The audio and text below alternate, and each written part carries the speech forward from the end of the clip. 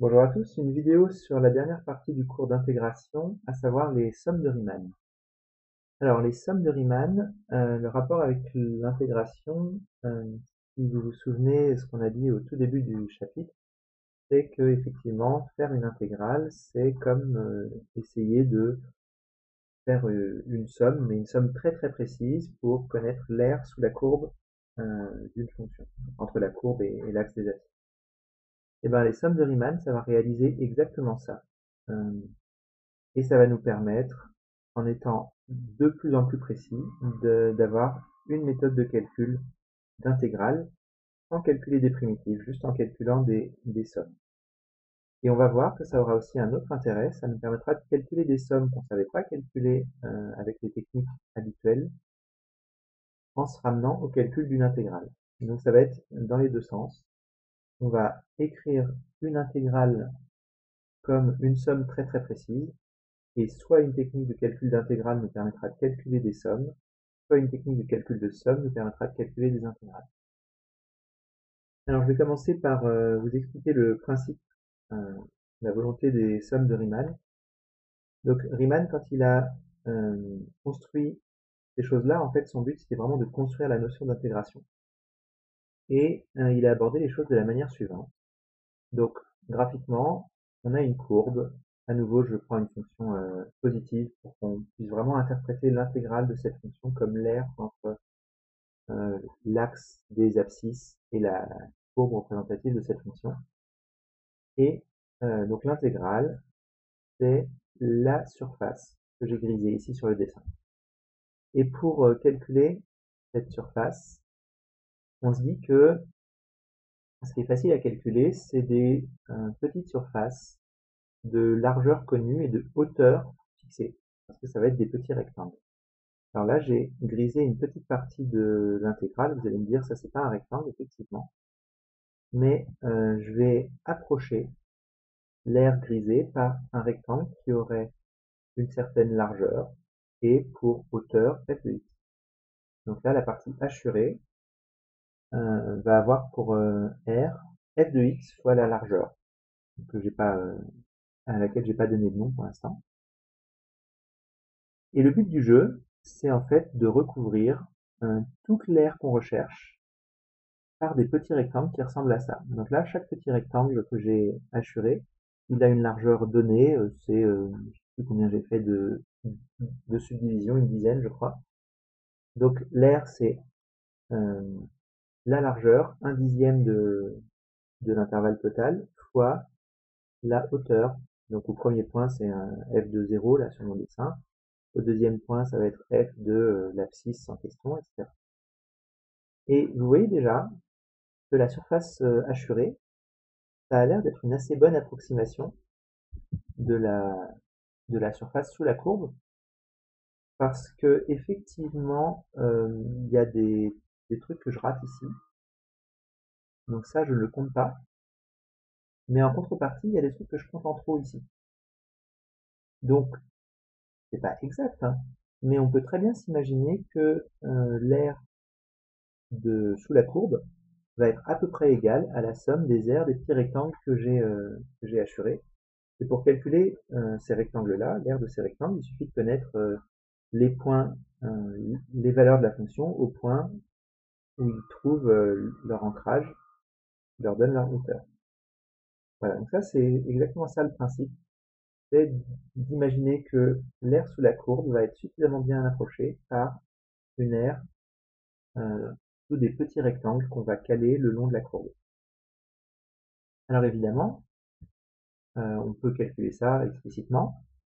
Donc imaginons que je suis en train de faire une intégrale entre 0 et 1. Je vais subdiviser mon intervalle 0,1 en un certain nombre de petits intervalles, tous de même largeur. Sur mon dessin précédent, ça aurait été 1 dixième, 2 dixièmes, 3 dixièmes, 4 dixièmes, etc. Là, j'ai fait n subdivisions. Je vous laisse le soin de faire un dessin avec n égale 4, 5, 6, vraiment pour voir ce qui se passe. Donc chaque abscisse, c'est 1 sur n, 2 sur n, etc., 3 sur n, jusqu'à n sur n qui va être égal à 1. À chaque abscisse k sur n,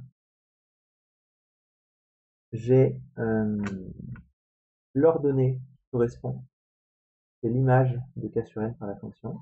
Et ça, c'est la hauteur de mon rectangle. Donc le rectangle assuré, il a pour abscisse, il a pour largeur 1 sur n. Donc ça, c'est la largeur de la subdivision entre k sur n et k plus 1 sur n. Et pour hauteur, f de k sur n. Ça, c'est la hauteur du rectangle. Donc chaque rectangle est construit de cette manière-là. Et donc la somme de toutes ces aires-là, ça va être l'aire totale sous les différents rectangles sous la courbe. Donc il faut que je somme de 0 jusqu'à n-1. Effectivement, le premier rectangle, il commence à k égale 0, il commence à 0. Et le dernier rectangle, il commence à k égale n-1, donc à l'abscisse n-1 sur n. Voilà. Donc cette somme-là, c'est une bonne approximation de l'aire sous la courbe. On l'appelle S avec un G comme somme à gauche. Pourquoi? Parce que, en fait, ce que j'ai fait, donc j'ai créé une subdivision, et pour chaque subdivision, j'ai dessiné un rectangle qui prend pour ordonnée, pour hauteur là, la valeur de la fonction à gauche de l'intervalle. Donc à chaque intervalle, la f de k sur n, c'est la valeur qui est à gauche de l'intervalle entre k sur n et k plus 1 sur n. Voilà, donc là, ça s'appelle la somme, une somme de Riemann avec des rectangles qu'on appelle à gauche, c'est-à-dire dont la valeur de l'ordonnée est calculée par la valeur de la fonction à gauche de l'intervalle. On peut bien sûr imaginer faire exactement la même chose en calant les rectangles à droite. Donc attention, ça va aller très vite. Voilà, maintenant, les rectangles que j'ai, par exemple entre 0 et 1 sur n, la hauteur du rectangle est calée sur la valeur en 1 sur n, donc la valeur à droite de l'intervalle.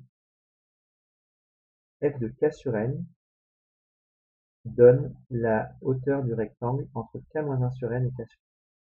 Et donc la somme est légèrement différente, c'est toujours 1 sur n la largeur, c'est toujours f de k sur n la hauteur, sauf que cette fois-ci, ça commence à k égale 1, f de 1 sur n c'est le premier, et ça finit à f de n sur n, donc pour k égale n, le dernier rectangle. Pareil, je vous laisse prendre n égale 3, n égale 4 pour voir ce que ça donne. Alors, toute la force de cette méthode-là, c'est que, en fait, ce qu'on va avoir, c'est que si je réduis très très fortement la largeur de mes rectangles, donc si j'augmente le nombre de, on appelle ça les pas de la subdivision, donc le nombre de subdivisions de mon intervalle 0,1, ben vous voyez que des petites surfaces qui manquent ou qui dépassent, donc en blanc sous la courbe là dans la partie gauche, ou en gris qui dépassent de la courbe sur la partie droite, il va y en avoir de moins en moins. Et donc le résultat, le théorème qu'on peut démontrer, c'est que plus j'augmente le nombre de subdivisions, plus la valeur de la somme, ce qu'on appelle la somme de Riemann, se rapproche de la valeur de l'intégrale, donc de la vraie surface entre l'axe des abscisses et la courbe. Alors je vous retrouve pour une deuxième partie de ce diaporama pour vous présenter un exemple d'application de ça.